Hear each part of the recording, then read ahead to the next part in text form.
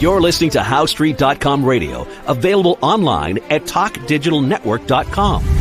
Welcome to HowStreet.com radio, the online source for market opinions. Here is Jim Goddard.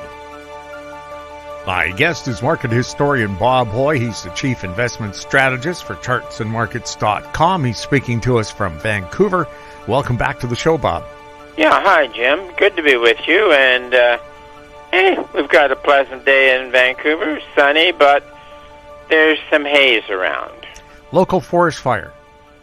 Local forest fires. You're right on that one. Even also further away forest fires, too, so...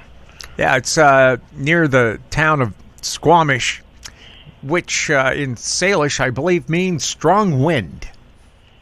I would go along with that because on a clear sunny day, the inland heats up, and then you get the winds blowing up valley. Yes, Squamish, one of the wind surfing capitals of the world. Yep. Because you get that constant wind. Yeah. Anyway, today we'll take a look at some of the headlines that caught your eye, Bob. The first one, energy winners should be chosen by consumers, not government. Yeah, that one just says leave it to the markets to decide what energy will be used, when, and what price. It's the free markets have been a wonderful concept for thousands of years.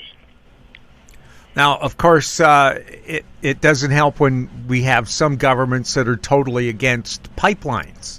Oh, like the current prime minister is adamantly against pipelines.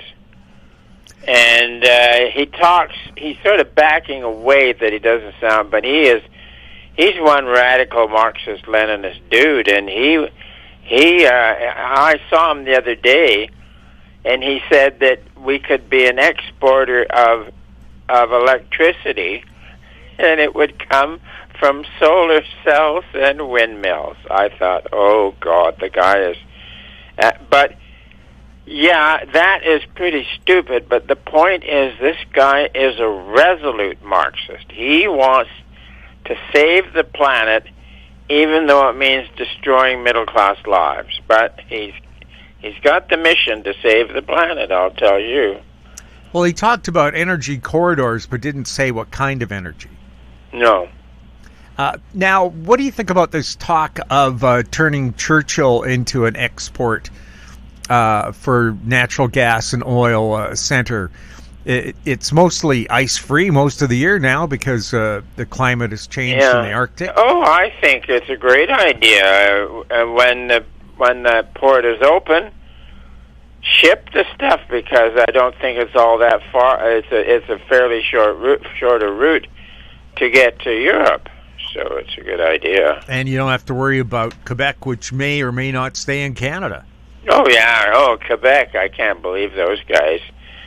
They adamantly refuse the pipeline, but they have no problem in accepting $13 million in equalization payments that generally come from the oil producers in British Columbia, Alberta, and Saskatchewan. It is so hypocritical, I can't believe it. And of course, look at all the transfer money Quebec gets from Alberta and BC. Yeah. Yeah.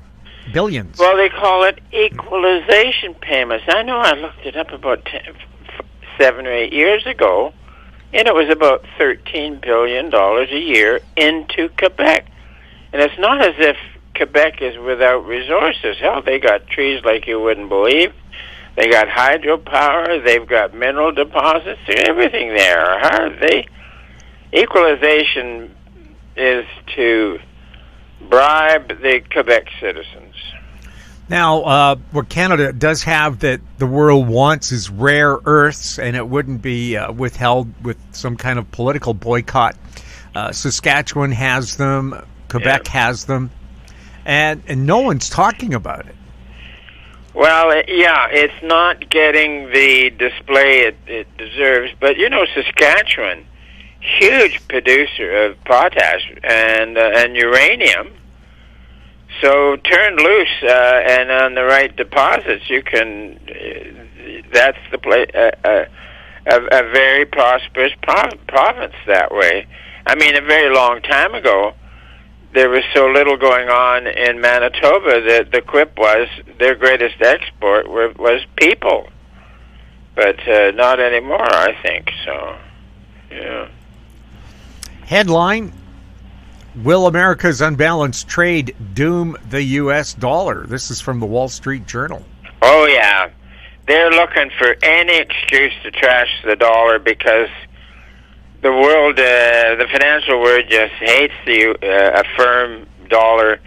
Sure, it was up very strong at the first of the year with the 110 on the DX with the with the Trump start of office, and then it got slammed down to 98, and then now it's trading around 99, and we think that it could build a level in here, a range, which would then launch it for the next increase. And for this, Jim, we're relying on history, and that is with every great financial bubble, from the South Sea bubble in 1720 to the one in 1929 to ours, the senior currency declined a little in the year the bubble concluded, and then it went up, chronically firm. And so a long time ago, it was the senior currency was the pound sterling, and London was the financial center, and now it's the U.S. dollar, and New York is the financial center. And I always enjoy explaining one reason for the firming senior currency is that with the debt bubble, a good portion of it, all you need is a majority of it written in U.S. dollars, with those U.S. dollars due and payable in New York City. So in effect, the debt bubble is a huge short position in U.S. dollars. And it can get very rough out there if you're trying to service debt from a weak currency into a chronically firm currency. And I think that is ahead of us. That's sometime, yeah. Headline: House values decline spark alarm. Something big could be happening. This from Newsweek. Yeah, well, that's quite a sensational headline, but it gets the story across. House prices are weakening, so, yeah. High mortgage rates, despite interest rates set by the central banks generally coming down? Oh, I guess so. The housing market doesn't depend on mortgage rates. It's the hot action, the bidder that puts the house up and bids the house prices up, and then the interest rate in mortgages is secondary. So, anyways, the house prices are probably peaked. That was a couple of years ago, and are in a lengthy decline. One of the problems I read about was that baby boomers and their demand for what people are calling mini mansions have got themselves into a bind because nobody wants to buy a house with 5 or 6 bedrooms. Their kids are gone. They want to downsize, but nobody can afford to buy that big house. Yeah, that is a good point, Jim. The market will ring it out, I'll tell you. How big of a ring out do you believe could happen?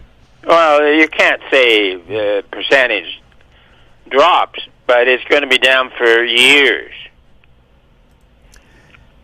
We'll have more headlines with Bob Hoye when we come back. Don't miss out. Stay informed. Receive the HowStreet.com weekly recap with thought-provoking podcasts, radio, and articles delivered to your inbox. Sign up for the HowStreet.com weekly recap on our homepage at HowStreet.com. Welcome back. We're speaking with Bob Hoye. Headline: Most Russians no longer view the United States as their top enemy. And Yeah. this story from Zero Hedge. Yeah, I like the headline, and this is talking about ordinary citizens rather than Putin. And Putin is one nasty, murderous dude, I'll tell you. So I've mentioned this before, but if on the next major decline in crude oil prices, it could break down, and the next drop maybe into the 40s, it would very much limit the ability of Putin to prosecute his wars. If you put together a chart of crude oil prices, say back to 2012, and you just at each peak in crude oil prices, you can put in the belligerence that Putin is waging around. So no, on this one, I would welcome crude breaking down into the 40s and taking out Putin. That would be a nice thing. And we also have a headline. The riots in downtown L.A. have shut down movie making there. Sorry about that. The riots are dreadful. The mainstream media says they're not riots and they're not dreadful, although cars and storefronts are being burned.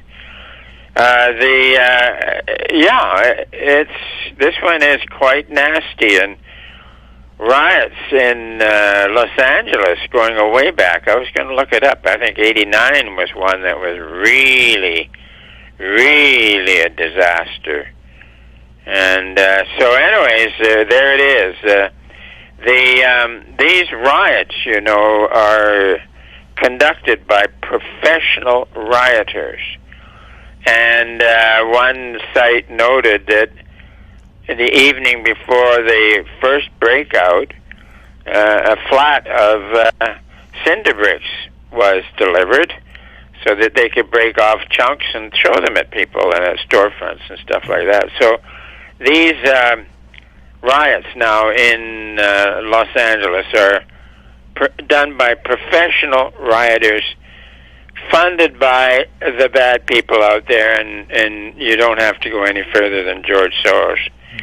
And there it is. It's a very nasty situation.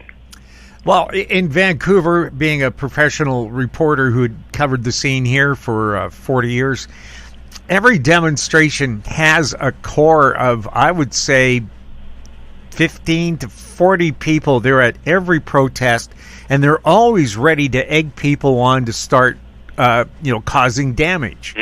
So when they say professional, kind of in the terms they're on welfare, so they are getting paid, but that's their only job. Is as soon as they hear something's going to happen, they're there. They protest anything and everything. Yeah. Sometimes, like on opposite sides, the next day. Yeah. What they were protesting for one day, they're protesting against the next. I can believe you on that one. Yeah. So no matter what you do, they're never happy, and they never will be. Yeah. Bob, and especially the ones who are professionals. Well, that's what they do. Their job. Yeah, they got signs, "We're against blank." They just fill it in for the day. And the police, they call them professional because they're there all the time. I don't think, like I said, they're getting a salary or anything like that from someone, but that's just what they do. Other people in their spare time volunteer at senior centers. They would rather throw rocks at one. Yeah. Bob, always fun chatting with you. Yeah, Jim, I always enjoy our get-togethers, and we look forward to next week. My guest has been market historian Bob Hoye. He's the chief investment strategist for chartsandmarkets.com. If you have any questions for Bob, you can send them to info@howstreet.com. Our YouTube channel is Talk Digital Network. Find us on X @HowStreet. We're also on Facebook. I'm Jim Goddard. Thank you for listening.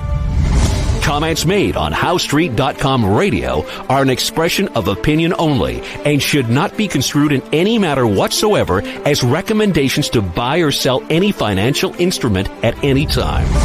Available online at TalkDigitalNetwork.com. HowStreet.com radio is a production of HowStreet Media Incorporated.